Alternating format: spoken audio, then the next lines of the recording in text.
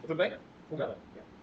Essa aqui é a minha palestra, vou falar um pouquinho de mim, já vou dar a agenda da palestra. Mas, embarcados na software livre, uma combinação absurdamente divertida. O meu objetivo com essa palestra é mostrar para vocês que embarcados é bem legal, e com software livre é mais legal ainda, porque você consegue ter um compreendimento muito massa assim, do dispositivo que você está trabalhando. Que é uma coisa que eu acho que a gente meio que perdeu no PC.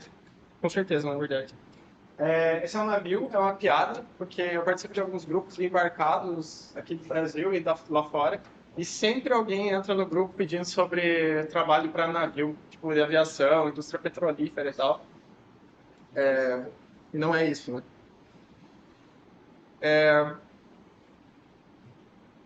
Isso aqui é a agenda, né? Vou fazer uma apresentação, para dar um background de onde eu vim. Vou tentar definir um sistema embarcado, mas é a minha definição. Aí nós vamos falar de três grandes áreas de embarcados, né? Depois que a gente entendeu o que é um software embarcado, nós vamos falar das minhas três grandes áreas de software embarcado, que é microcontroladores, Linux embarcado e FPGA. Então, não vai ser uma coisa muito assim profunda, né? Nós vamos dar um overall disso. Mas depois, se alguém tiver interesse em algum assunto específico e quiser conversar comigo, eu vou estar ali na Installfest aqui do lado, provavelmente até o final da tarde. Então pode colar ali e conversar. Eu. Meu nome é Leonardo, eu trabalho com sistemas embarcados desde 2017. Eu trabalho bastante tempo já.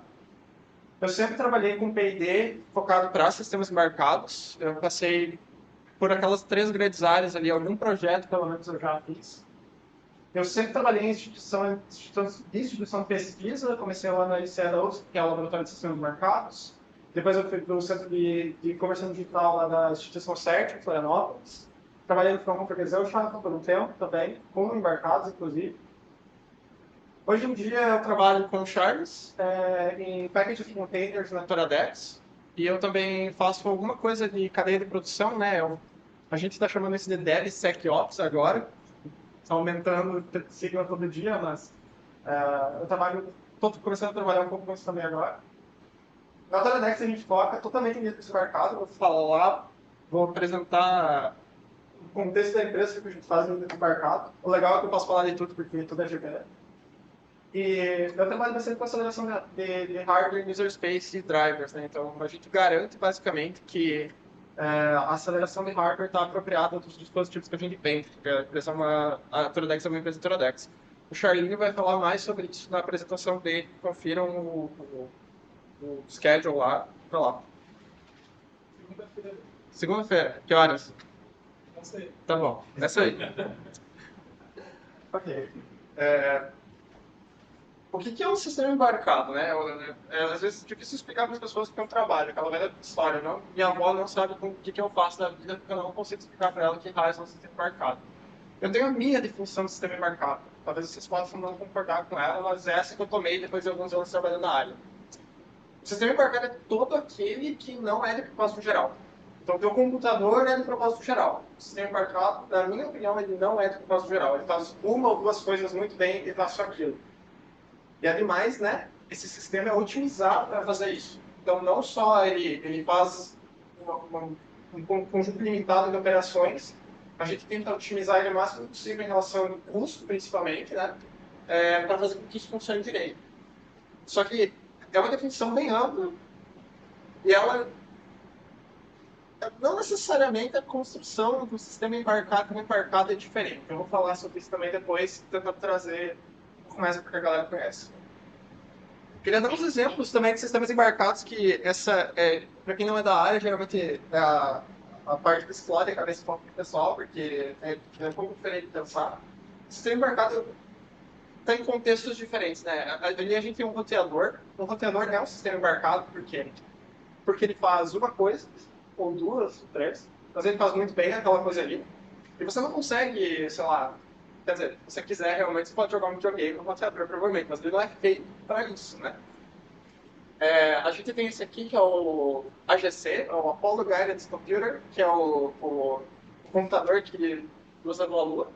Ele é um sistema embarcado, ele tinha um conjunto limitado de operações que ele estava fazendo, e ele foi construído para atender aqueles requisitos.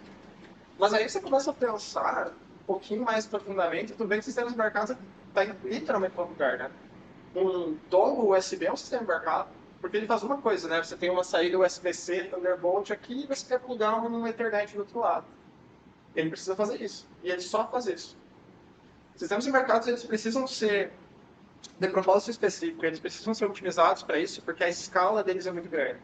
Então, vocês imaginam assim, quanto, sei lá, adaptador USB HDMI que a Lenovo deve fazer? Né?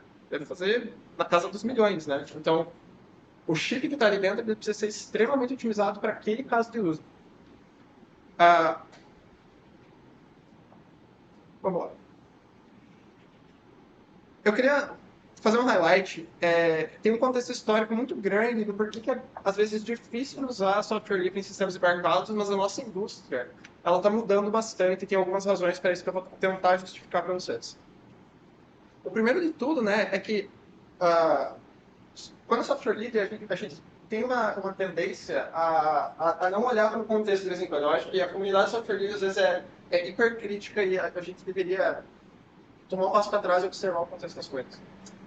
Em sistemas de propósito geral, se algo der errado, tudo bem. Não tem problema. Tipo assim, você vai reiniciar o seu computador. Tá? Né? Reiniciou o computador.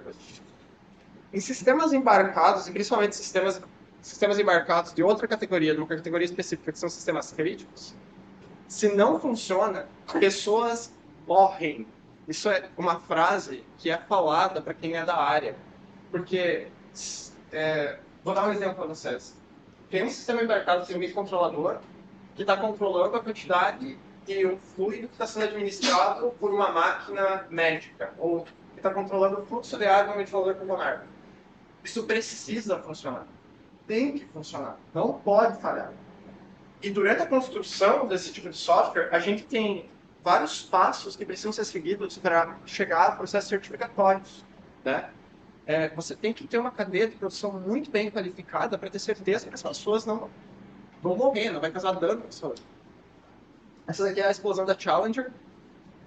Não foi um erro de sistema embarcado necessariamente, mas foi correlato, porque o sistema embarcado ele não é só o chip, ele é o que está é o sistema, às vezes, ciberfísico que está ao redor dele, né? Então, o hardware, que às vezes é controlado por esse chip, o Ring deu problema porque eles não testaram para condições frias demais, ele congelou, o hidrogênio soltou e explodiu o negócio. Matou 7 pessoas.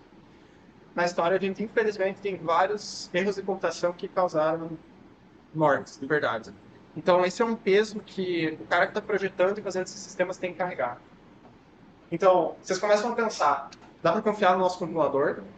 Dá para confiar no nosso linker? Dá para confiar no nosso editor de texto que a gente está utilizando? Em sistemas embarcados, muitas vezes você tem uma toolchain muito bem definida, comprada, proprietária, porque você precisa de uma certa garantia, né? Como eu falei, essa característica de ser crítica ela exige certificações. As coisas precisam funcionar. A gente precisa garantir que as coisas funcionam. E aí vem o problema do software livre, que na minha opinião, na minha interpretação histórica, o software livre embarcado tem esse problema, porque isso aqui é da VPL, né? Acho que todo mundo conhece. Esse programa é licenciado de graça, there's no warranty, não tem garantia do programa. Você está fazendo um equipamento médico, muitas vezes você precisa garantir certas coisas e o GCC não garante para você. O que você vai fazer? Você vai atrás de uma empresa que possa prover isso para você. Tá? E existem vários compiladores proprietários que a gente ainda usa justamente por essa razão. Tem uma certificação. Então, isso historicamente nos sistemas de mercado geralmente é uma indústria bem fechada, uma indústria complicada e se você vem no mundo de software aberto e você faz o download pela primeira vez de uma ideia para embarcados, você vai sentir bem o que é, porque muitas vezes você não consegue adentrar, não tem como rodar um S-Trace e ir para System Call e ver o que está acontecendo, porque o kernel é fechado.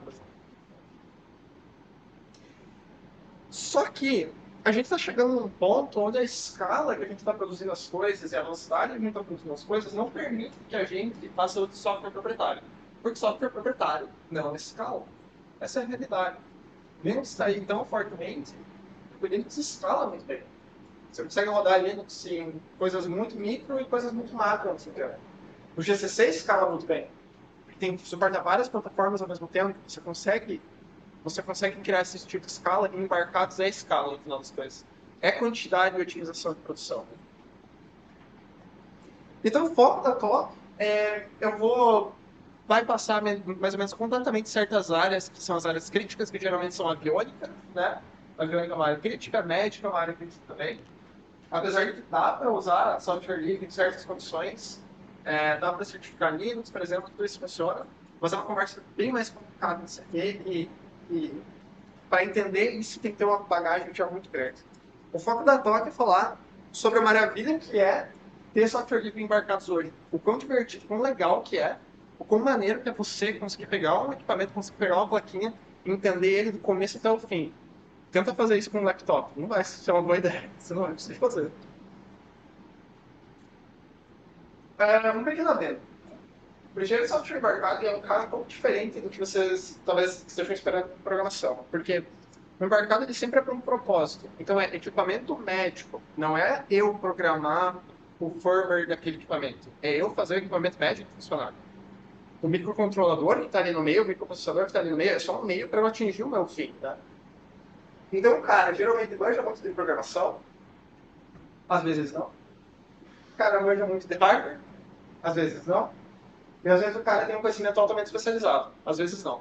Então aqui vocês podem ler processamento de sinais.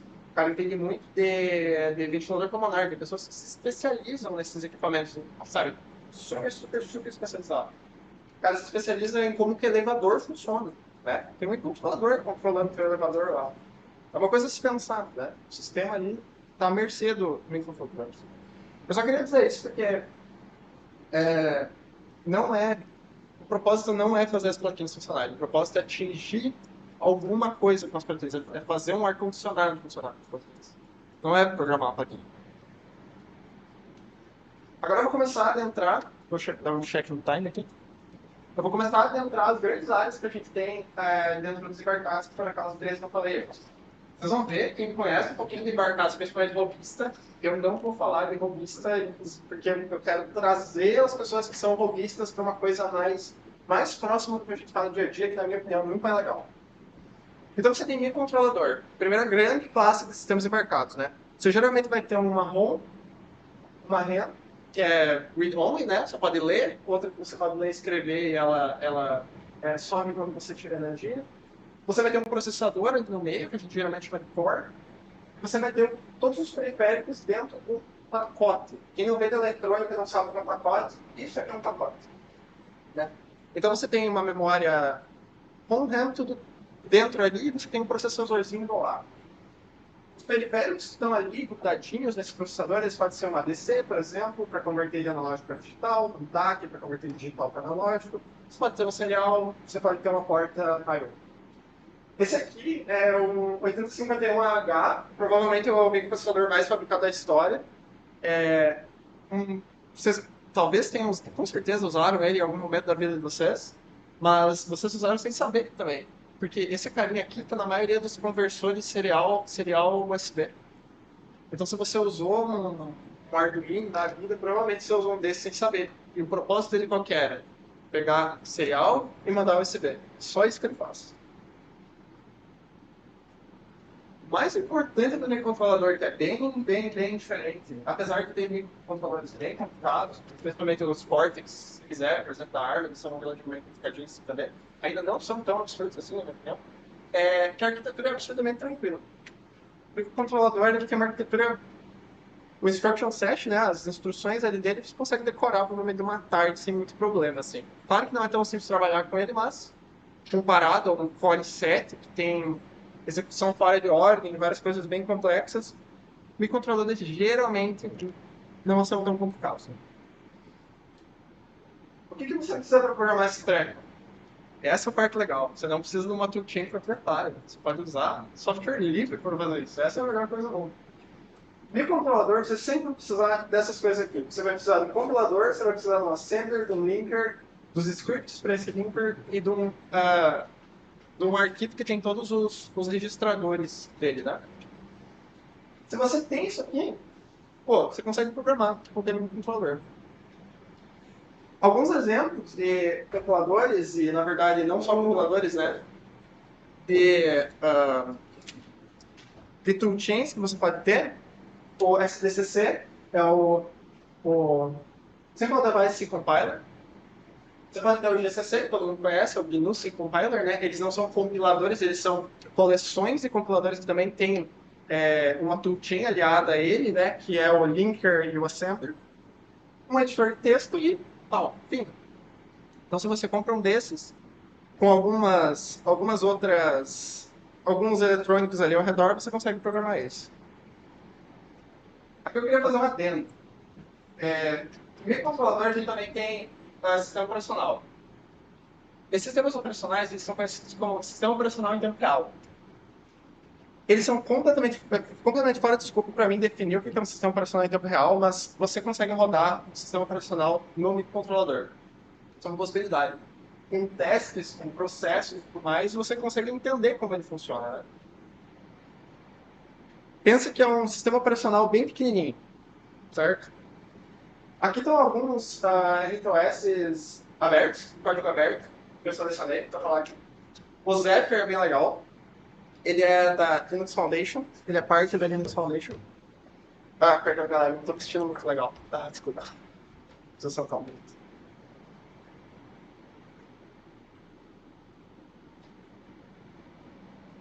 Caiu minha pressão um pouco. O ar-condicionado não tá funcionando. Tem uma água? Não, eu tenho água aqui, é só a minha pressão tá um pouco baixa. Já retornou, né? Não, tá tranquilo, eu só viajei no final de semana passado.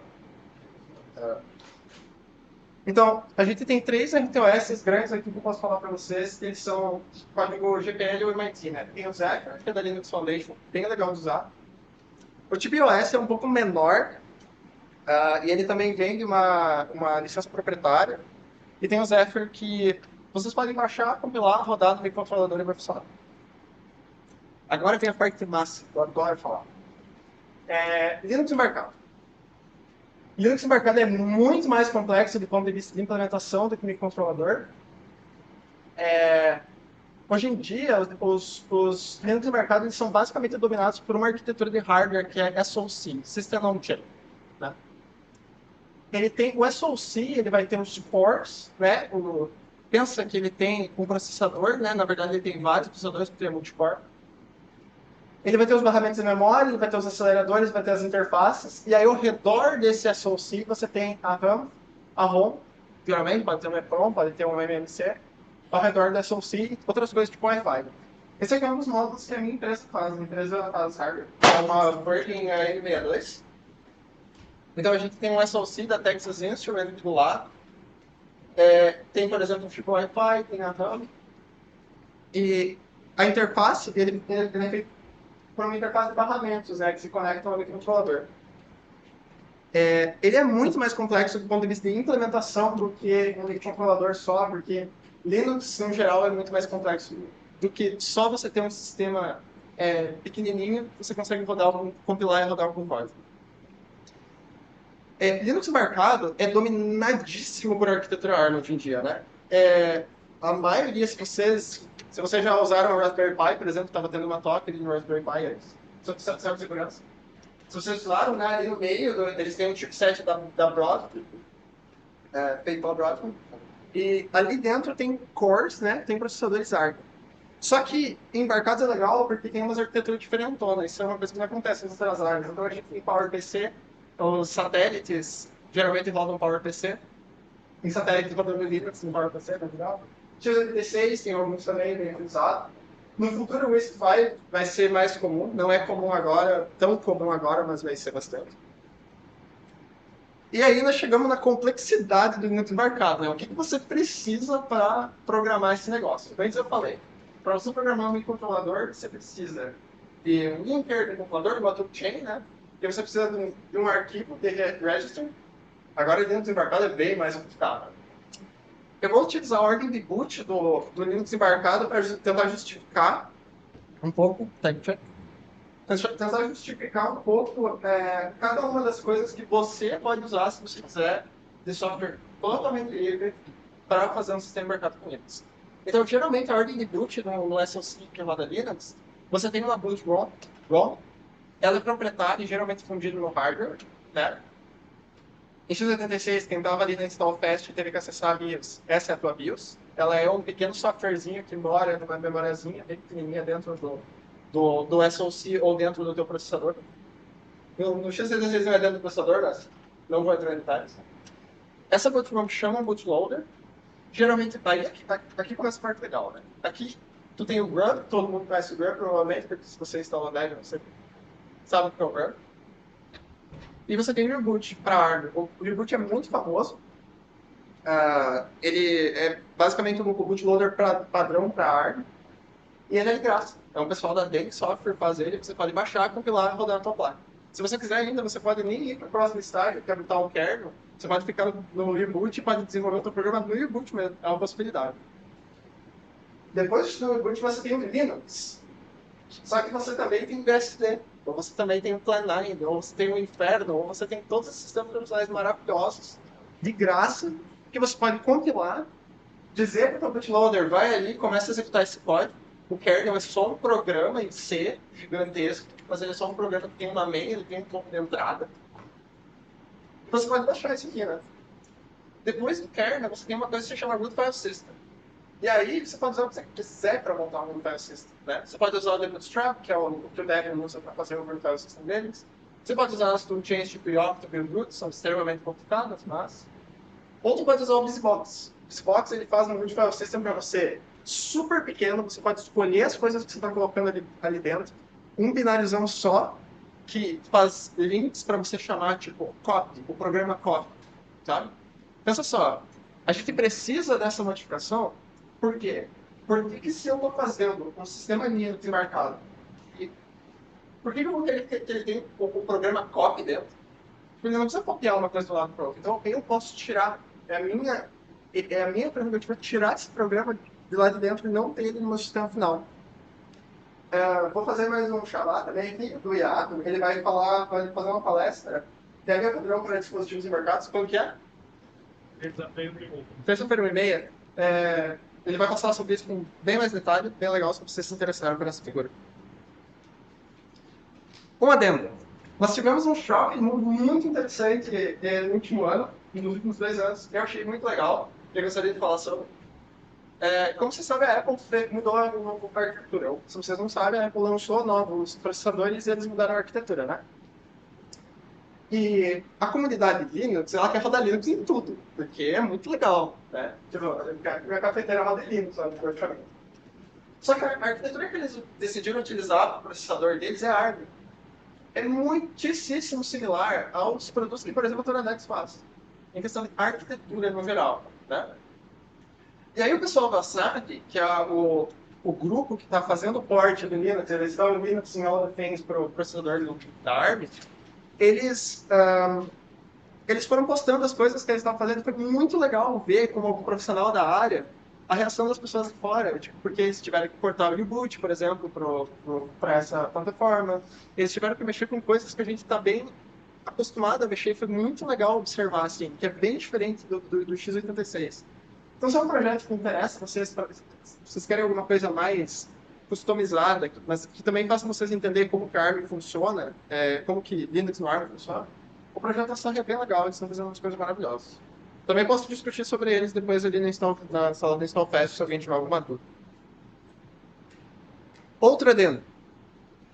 Você lembra que eu falei para vocês que sistemas embarcados rodando Linux, eles têm essa hot ROM aqui, eu falei que é proprietária e fundida no hardware? Não é. Porque uma galera muito inteligente e extremamente legal quis pegar esse software proprietário e fazer uma versão livre, certo? E esse é o pessoal do LibreBoot. O Coreboot é um projeto, o LibreBoot pega as coisas do Coreboot. O LibreBoot é mais livre do Coreboot, não vou explicar isso. Mas o que isso basicamente faz? Se você realmente quer ter certeza que o seu computador está rodando o que você quer que ele rode, né? Você pode, por exemplo, o SwiftPads, ele suporta muito bem o LibreBoot. Você pode instalar eles, você não tem mais uma BIOS, você tem o LibreBoot sendo colocado no lugar da BIOS agora. Isso é muito legal, porque ele no controla o seu dispositivo. Isso com 100% de software livre, que é muito massa. Lógico, o processo é extremamente complicado, se alguém já fez, eu já fiz exatamente isso aqui. Você tem que pegar e grampear uma EEPROM, e aí você tem que rodar o flash. É um pouco complexo, mas é muito legal saber que você pode fazer isso. É isso que eu quero, essa é a mensagem que eu quero dar. Tem tempo. FPGA. Eu estava discutindo se eu colocava FPGA ou não, mas eu quero falar de FPGA porque é muito legal. E está surgindo umas coisas de software livre bem interessantes para FPGA.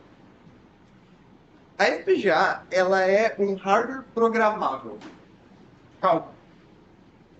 A FPGA, ela tem vários blocos lógicos que você pode programar a interconexão entre eles. Essa programar interconexão, você pode fazer coisas tipo uma porta AND, uma porta NOT, uma porta OR. Ou seja, você pode gerar hardware, né? Pensa na GPU. Quando a Intel vai lá e ela está fazendo uma CPU, quando a Intel vai lá e está fazendo o Core 7, eles precisam de alguma maneira saber que a funcionalidade que eles estão colocando no Core 7 faz sentido, né? Ela é verificável. Eles vão lá e literalmente digitam um código chamado HDL, Hardware Description Language, não é linguagem de programação, é linguagem de descrição de hardware. E aí passa por um processo de síntese. Essa linguagem passa por um processo de síntese que usa uma toolchain. E aí que tá o negócio, né? Essa toolchain é proprietária. O que a gente pode fazer sobre isso?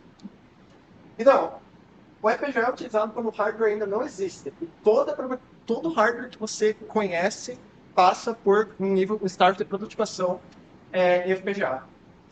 O FPGA é muito utilizado para aplicações muito paralelas ou muito rápidas, porque um processador é uma mentira, mas ele é fundamentalmente sequencial. O FPGA não é, porque você pode ter várias strings ao mesmo tempo.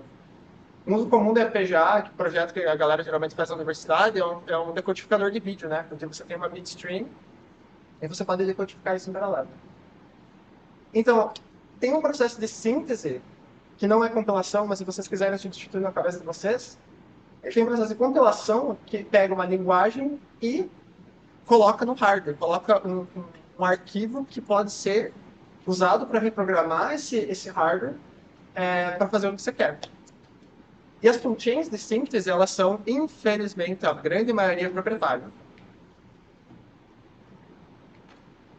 Só que a comunidade de software livre está começando a resolver isso, é bem legal. Tem um projeto chamado Yosys, ele é um framework para síntese. Ele gera uma toolchain para você poder fazer a síntese da mesma forma que os softwares proprietários fazem. Ela suporta relativamente poucos alvos, né? Então, alvos, o que eu quero dizer com alvos, né? Por exemplo, essa daqui é uma Ledis CE40. Ela é uma FPGA específica. Ela não é tipo um microcontrolador que você consegue... se você tem uma instrução, se você tem um código em C e você tem um set de instrução, você consegue alterar essa instrução-alvo, né? Só que tem uma toolchain que usa o Yosys que se chama Ice Storm. E ela funciona muito bem, todo o código aberto. Vocês podem comprar aquela toolchain ali por relativamente barato e utilizar ela para programar. Então, de novo, obtendo total controle, absoluto controle do dispositivo que você está utilizando. Se você quiser, sei lá, fazer um decodificador de vídeo, se você quiser fazer um dos grandes projetos que tem para FPGA agora são emuladores, né? O pessoal faz emuladores bit a bit correto, que é uma coisa que o pessoal da emulação gosta muito. Então, se você quiser fazer um emulador de Game Boy com software totalmente livre, aí você pode fazer nada com Battlefield. Q&A. Começou de novo.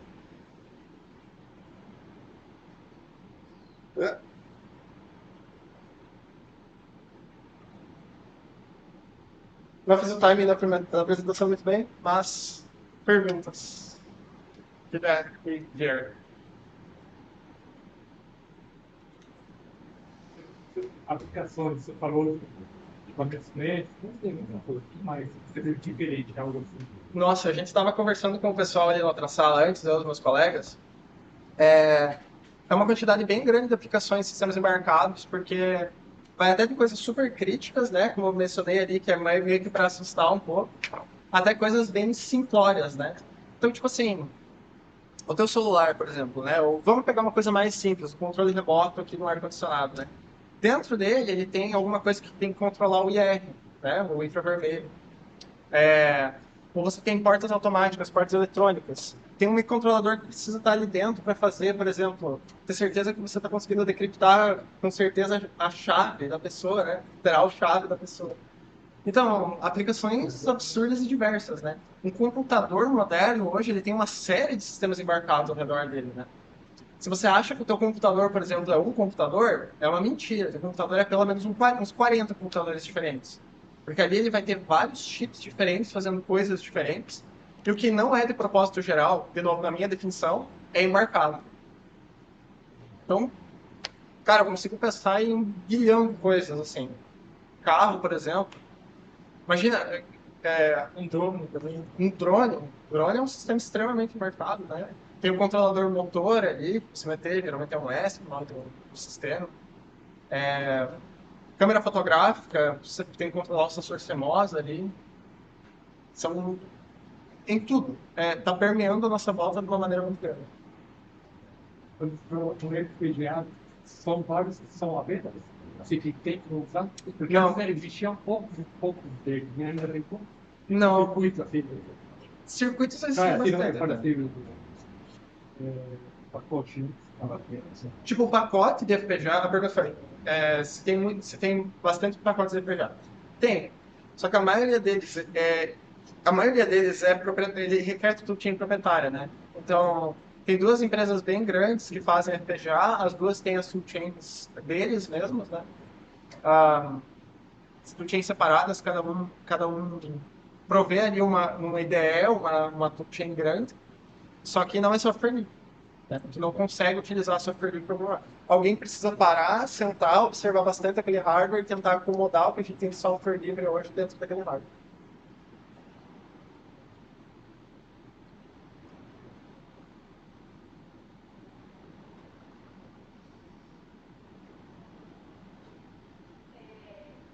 Dessa questão da aplicação, qual que é a sua visão política dos sistemas embarcados aplicados nas ciências do esporte, por exemplo? Pô, que pergunta complicada. Assim, como eu sou uma pessoa que fica muito mais... Eu sou um cara que produz coisas para as outras pessoas integrarem, né? Eu acho que a gente tem uns... Por exemplo, é aí que começa. Sistemas marcados, o que eu falei para vocês é como fazer uma toolchain, como programar aquele microcontrolador. Se a gente está falando, tem um caso específico ali, por exemplo, esportes, tem uma pesquisa gigantesca em esportes que faz sensores colocados na roupa, por exemplo, tipo wearables. Né? Tem um campo que é desenvolver os sensores que vão ser integrados aos sistemas embarcados para daí conseguir fazer um produto final para aquilo ali. Então, às vezes tem um cara que está fazendo um projeto de sistema embarcado e daí o cara é especialista em wearable, ou é especialista em sensor MEMS, é especialista em sensor celular. Eu não tenho como dizer, tipo assim, qual o futuro especificamente, na minha opinião, porque são coisas tão absurdamente especializadas que eu precisaria, tipo assim, fazer uma pós-graduação para conseguir entender no mesmo nível que uma pessoa que trabalha só com isso. Por isso que eu disse antes também, né, que às vezes o cara que faz sistemas mercados, ele é supostamente uma pessoa com muito conhecimento específico, ou supostamente um bom programador. Porque se o cara precisa de tanto conhecimento de um lado, é muito difícil que ele tenha conhecimento do outro, sabe? Então, precisa de times. Leonardo, parabéns pela apresentação. Legal. Aqui no final, você estava comentando do FPGA, fechou uma das grandes áreas. Sim. Basicamente, com o FPGA, a gente consegue implementar uma emulação de um hardware no FPGA. Não exatamente. Mas é mais ou menos. Tá, porque agora é aí que teria a pergunta. Qual que é a relação desse contexto com, por exemplo, hardware in loop? Para, sabe, eu meio que confundo. Tá, hardware in loop você está falando de testes com hardware in Isso, loop? teste. Porque veio o gancho lá no início da sua palestra, você comentou lá, né, que sistemas, no caso, uma área lá nos sistemas marcados, são sistemas críticos, como guia e tal, não sei o quê. Então, assim, imagino que deve ter uma verificação formal para testes para isso. Então, legal, cara, muito massa que tu trouxe isso. Realmente, vamos fazer umas definições aqui em mais. Hardware in loop é geralmente quando você tem hardware no loop de testes que você está fazendo antes de você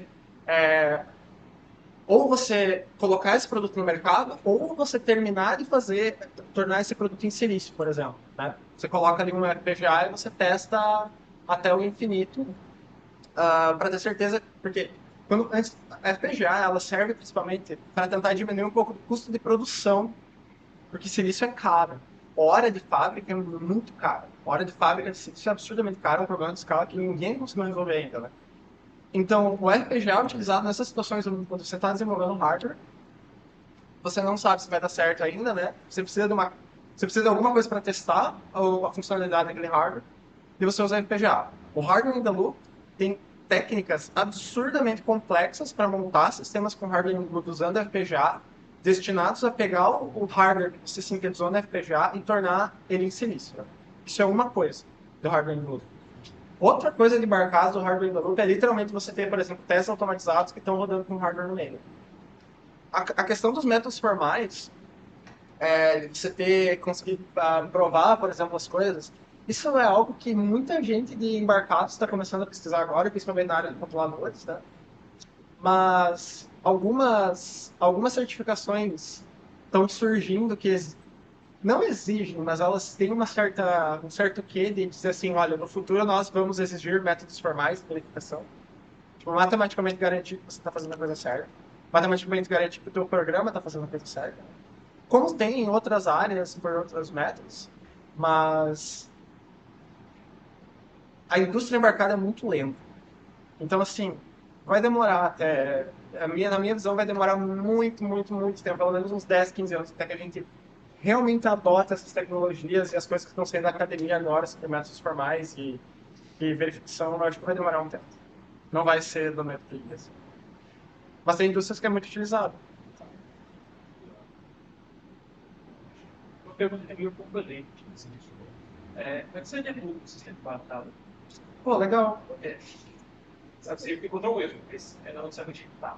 Então, geralmente nos sistemas embarcados, a gente tem interfaces de debugging o nome do processador mesmo, por exemplo. Né? Então, tem ali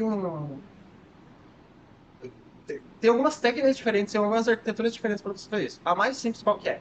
É você rodar um programa paralelo ao teu programa principal, que é basicamente um servidor de DB, só que bem reduzido, né? Mas as empresas, tipo, se você comprar um microcontrolador focado para sistemas operacionais em tempo real, por exemplo, você vai ter soluções proprietárias que rodam ali para saber quando que uma thread está rodando, quando o outro está rodando. Printf debugging não é uma coisa tão absurda em microcontroladores, porque mandar uma coisa pela serial às vezes é bem barato, só que tem vezes que você nem consegue ler uma coisa serial. Tem mecanismos, por exemplo, de fazer core dumps, né? Então, você chegou num estado onde o teu microcontrolador não funciona mais, você tem algum mecanismo ali que pega toda a memória dele, joga para um arquivo fora e daí você consegue fazer uma análise após o erro. Tem um monte de estratégias para você conseguir fazer isso, né? Microcontroladores é mais difícil, Linux embarcado é mais fácil, porque é só Linux e você tem espaço suficiente para rodar um debugger. Mas, de novo, várias técnicas e várias técnicas super especializadas, cada toolchain meio que faz a tua, mas a arquitetura no geral são as mesmas. Obrigado.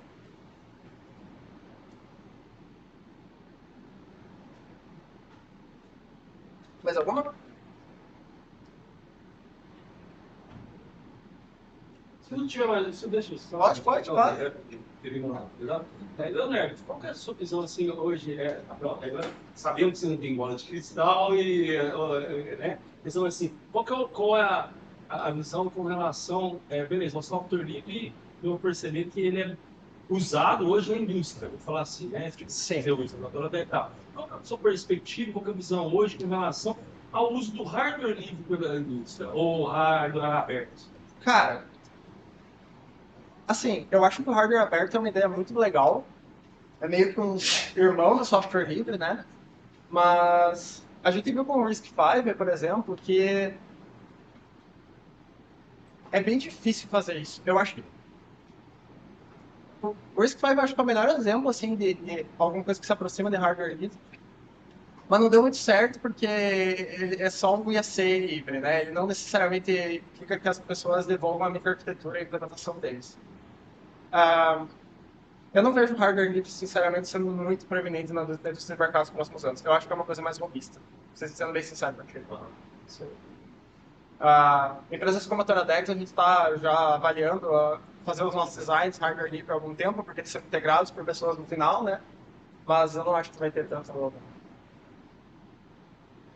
impacto em relação a isso. Você falou de duas palestras que tem, né? Do Iago e do Charles. Que outra? Quando que é a palestra de vocês dois? Segunda e terça. É Iago e Charles. Restrito. O Iago vai fazer uma palestra bem maneira sobre Debian em sistema embarcado e ele vai ser um Linuxão em sistema embarcado em esteroides, que eu falei.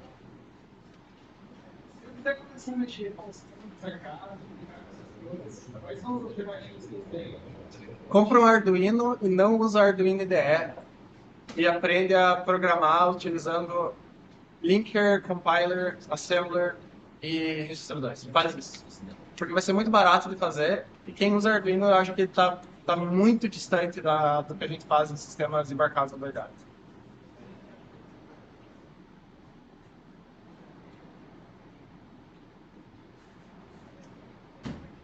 Eu vou estar ali na sala do lado, juntamente talvez com o Iago e com o Charles. Uma galera já trocou uma ideia ali comigo antes, quem quiser continuar o papo mais específico sobre alguma área. E dois também dá para fazer alguma coisa com ele. O SP32 é muito legal, porque a Espresso fez uma tacada muito maneira assim, com o SP32, eu acho. Depende do que você faz, eu acho. Assim. Tipo, o SP32 já é quase um sistema bem potente assim, para o sistema embarcado, né? Ele roda, sei lá, 140 MHz, um negócio assim. Então, vários projetos usam, você tem controle basicamente total. Algumas coisas da Wi-Fi você não tem, né? Um firmware que está rodando ali, tu não tem acesso. Mas é uma plataforma bem maneira, assim. Eu só acho o ESP32, para quem está começando, muito complicado. Ele já é uma coisa bem mais complexa de você entender como é que funciona tudo. O ATmega do Arduino, ele é bem mais simples. Entender, começar a sacar as arquiteturas, como que funciona de fato, como que as instruções são executadas, etc. Mas o SP32 ele não roda um Linux embarcado, né? Ele roda um sistema RTOS, né? Não. Você pode rodar um RTOS, ou você pode fazer o que a gente faz, que se chama bare metal, né? Que aí você não está rodando nada de software, você só está rodando o firmware que tu colocou ali para rodou. Aí nesse caso aí a gente pode chamar que é um Linux embarcado? Para S32 não. Porque o Linux ele precisa de uma MMU, que é uma proteção da memória. Ele tem que ter. Tem algum pessoal que fez uma versão sem, mas eu não sei como está o estado ali.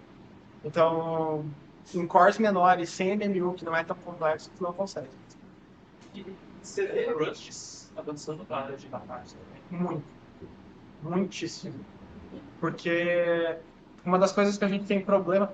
Os sistemas embarcados, quando você está fazendo microcontrolador, você está basicamente lidando com memória. C++, C... Sinceramente, não sei se Rust é a solução.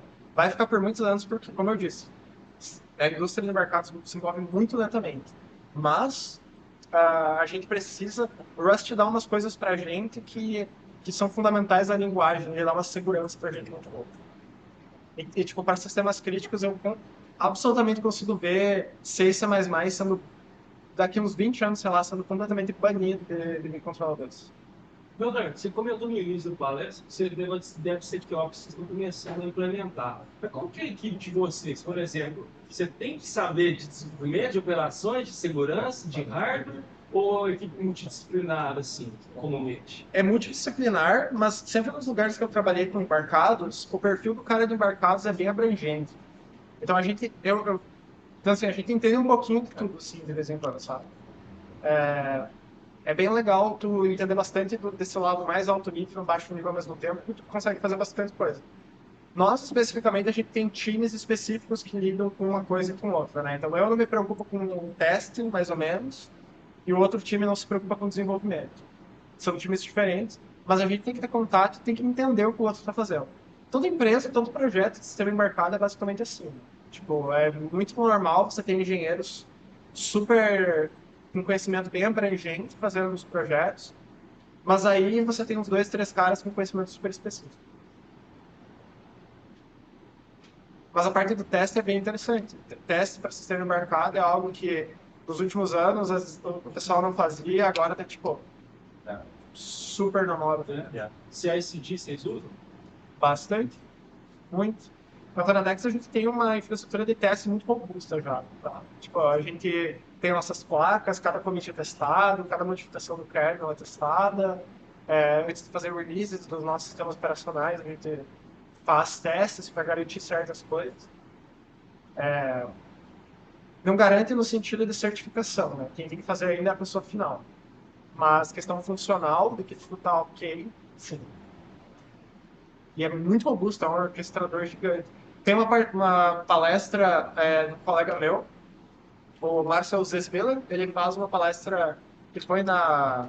Você lembra qual foi a palestra do Lava? Talvez. Tem uma palestra, procura Lava Toradex no YouTube, que você acha, que mostra como que a gente faz toda a nossa cadeia de teste com Lava. Considerando a indústria também tem essa área de dados, mas a visão de mercado em relação aos mercados, quais são os maiores clientes desse? Os maiores clientes sempre vão ser clientes de escala, tá? São sempre clientes que conseguem fazer que querem fazer muito dispositivo. Né? A minha empresa especificamente, ela atende a pessoa a projetos de porte médio, né? Inclusive a nossa oferta, ela é uma SOM. Não sei se mostrei antes. Ela é isso aqui. É uma SOM, né? Um System on Module, ou seja, ele não é um chip down, né? Você pluga aquilo ali em uma outra placa. Que não é ideal para escala, né? Fica caro, porque você tem que fazer uma placa extra, etc. Mas os principais embarcados no geral, não falando só de Linux embarcados especificamente, é escala. Né? Quem consegue fazer mais produto no menor tempo possível? Milhões. Assim. Hoje a gente tem um movimento muito grande, machine learning e IA. Você já tem até alguns projetos, principalmente pela TGV, que saíram de machine learning rodando em sistemas embarcados. Você acredita que isso pode surgir uma área, um braço, uma vertente do embarcados, que seria só trabalhando com machine learning e IA, ou assim, até por questão de apenas desse que necessita, às vezes, ou é só assim, não, pega a placa, roda e tá ótimo. Tá nada otimizado. Não. Já é, na verdade, tem um resultado muito forte, e sistemas embarcados é um assunto bem grande, tá? Mas tem um resultado muito forte que diz que é sempre energeticamente mais eficiente você fazer computações locais do que você fazer computação em nuvem. Sempre. Tem resultados bem fortes sobre isso. Só que para você rodar IA no sistema embarcado é bem mais complicado. Porque imagina, como você vai fazer uma inferência 140 MHz com Core, né? Então, alguém vai ter que pegar e vai ter que fazer aquela engine de inferência ali, né? Não necessariamente treinar um modelo, né? Mas fazer um negócio que tipo, fazer a inferência, fazer a multiplicação matricial de uma maneira efetiva e eficiente. Em sistemas de mercados Linux, nessa plaquinha não tem? Não, tem sim. Tem aceleradores de hardware, né? A gente chama de NPU, né? Então, ao redor do SoC, do System on Chip, dentro do SoC, tem um acelerador de hardware, né? A NPU, Neural Processing Unit, que é basicamente uma grande multiplicação de matriz paralela para fazer inferência de IA. Só que em sistemas menores você não vai encontrar isso.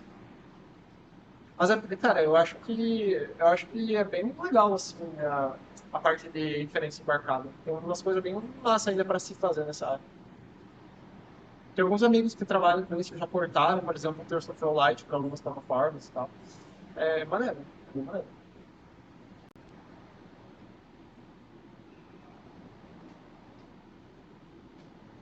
A computação de borda está evoluindo para essa linha, né? Para fazer um processamento mais próximo do local. Sim. Né? Então, existem sistemas embarcados que estão implantados na camada de borda de uma IoT. Por exemplo, pensando que lá em cima tem nuvem, embaixo tem local, você tem a borda ou a demo.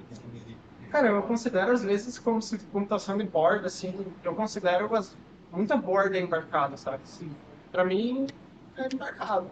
Uma coisa que eu trabalhei bastante com sistema de processamento de dados em em máquinas de engenharia mecânica, né? Tipo, tornos grandes e tal. Você pegar esses dados, então tu tem vários microcontroladores distribuídos, eles pegam esses dados, jogam para uma central de bordo, fazem algum processamento, daí jogam para núcleo. Isso é uma arquitetura que, cara, quase todas as empresas elas estão implantando. Manutenção preditiva é uma grandíssima coisa de é uma indústria gigante de computação de borda, né? Você saber quanto uma máquina vai explodir, por exemplo. É possível prever isso hoje com computação de borda. E a borda vai ter um sistema embarcado ali, com certeza. Com certeza. Edge computing é uma coisa.